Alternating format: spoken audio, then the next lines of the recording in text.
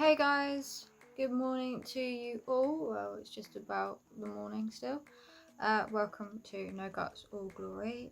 So, I'm actually waiting in today. I've got a phone call with the GP. I sent in a letter before all this COVID-19 stuff started, and it was about the process to go through if I want to have children in future. I'm coming up 26 years old. My mum was married when she was my age, and she had me, who's the eldest, when she was 27. So with my Crohn's and my stoma, I wanted to just know what my options were. I am well aware in the next probably 10 years I may have to have more surgery. They may have to remove what's left of my rectal stump, which means that my womb and ovaries and reproductive organs will tilt, and it will mean that it will be like more difficult. Like my chances of being infertile would be a lot less. So I'm actually quite nervous today. I know the GP won't have like a lot of information for me, but I've asked to be referred to a specialist about it. So I'm gonna do another like part to this video after I've spoken to them, see what, let you know what they've said, because I genuinely, I'd love to be a mum, I really would, and it would break my heart if I can't, but I know there's so many people out there that are in the same boat where they can't or they don't know, and then there's other people that just seem to reproduce like rats. So yeah, a bit nervous today. Just kind of want to know if I can or not. I know there's other options, but it would be nice. So with Crohn's, the medication, sorry, my head, with the medication, there are some that you shouldn't get pregnant on at all, because it can damage the growing baby basically, and cause physical issues while they're growing. And there's also a lot of new medication out which they're not quite sure about, but they do tend to deem it safe. But there's also been proof in remission in women who go through pregnancy. So because your immune system's heightened because you're looking after a baby as well, it actually puts you into a remissive state. So yeah, there's benefits, but obviously like make sure you're in a stable situation first. God, I know stuff happens and things like that, but sort of getting these answers would really help me. Like I just want to know that everything's okay. Like I can carry my own children. Like I have scars on my abdomen as well, and excessive scarring probably underneath, which obviously you can't see from the outside. So God knows what could be wrong. But I've also been having symptoms recently where I've been like getting a lot of pain in my lower abdomen. So it's not necessarily to do with my intestines, it's more to do with like my ovaries and my uterus and that sort of thing. So it would just be nice to get some sort of answers and like what the options could be if it comes back not what I'm hoping. So fingers crossed, I will let you know. Also, look, me the baby, cute or what happened, I know. Anyway, I will catch up with you guys in a bit. Hey, so the doctor phone was really quite positive. We went over a couple of bits about my health issues to do with the Crohn's.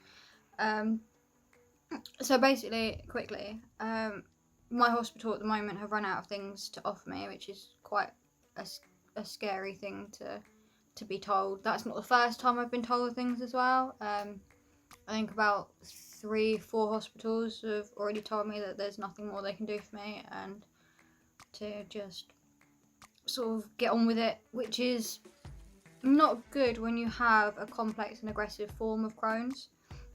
Obviously there's different people suffer differently, but it's sort of like being a sitting duck, sort of waiting for something to happen. And with my history of surgeries as well.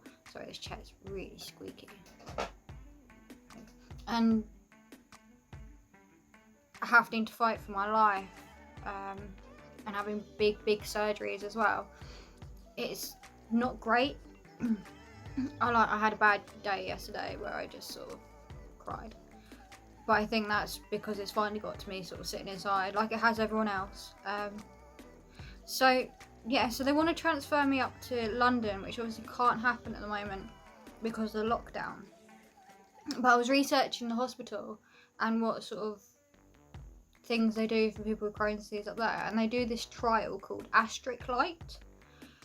And I've looked into this before because a previous doctor of mine had mentioned it before he went private, and I couldn't see him anymore, and he was a fantastic gastro. He was so funny.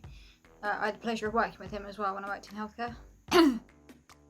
So I've looked into that, and basically what it is, it's not a cure, but it's something I'm very interested in. It's where they take some of your stem cells, which is your immune system, and then they completely kill off your immune system. So they do that using chemotherapy. So it's not a straightforward, it's not a right, let's do this sort of thing. Like, you have to go through certain criteria to be able to be given this option. And then once your immune system's totally killed off, they replant the stem cells to rebuild your immune system. Like, this isn't a cure, and it states it's not a cure.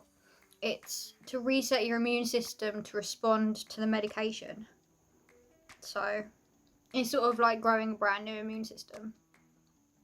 And that's something I wrote in my letter, because doing the research, obviously chemotherapy is so harsh on your body. It's not something you want to go through. It's not something that I want to go through, but obviously if it's going to help, then I'll go through it. But even the doctor said, going through stuff like that can really take its toll on your reproductive organs. It can render you infertile. So she said to me, I'll speak to the specialist if they come down to saying, we want to put you on this, we want to give you this treatment, you have to state to them that you want to have a family first. And I was like, okay, right, that's absolutely fine. So she's going to speak to the gynaes as well, because I've been experiencing a bit of pain in that region.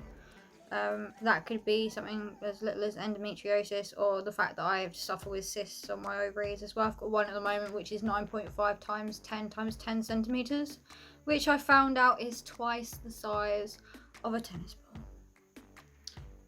Ouch. Although it doesn't give me a lot of pain at the moment, so it just explains why my stomach's a little bit bloated.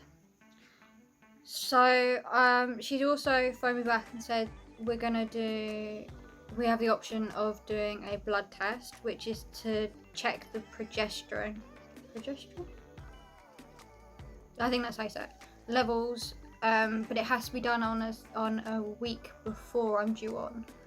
So that will give some indication as to what could possibly be going on. She's gonna speak to the gynecologist that I'm supposed to be seeing and see if she can get them to do a telephone conversation with me, just to sort of try and explain the pain or see where to go from there. So it's all been really, really positive. I'm glad that people are starting to take this seriously, because I've tried to speak to doctors about it before and they've gone, you'll be fine, you're young enough.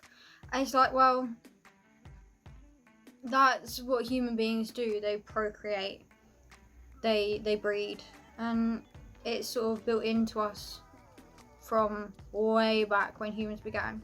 That it's our nature. Like, we have a baby next door who screams consistently, and it wakes me up in the night because I'm at that age and I have that motherly instinct where it's gonna wake me up, and it's annoying because I just don't sleep. But yeah, it's like with a baby crying, I automatically turn around as much as any other female would do. It's just a motherly instinct, and yeah, I'm just hoping that everything's going to be okay. But I will keep you guys posted, and they're going to do the blood test in probably June, July, once everything's sort of settled down a little bit, because I am at a higher risk at the moment and they don't want me to go into the doctors and just catching anything. So yeah, so that has been my day. Some pretty good news, so I'm happy with that. Okay, right, I will see you in my next video. Take care, guys, stay safe.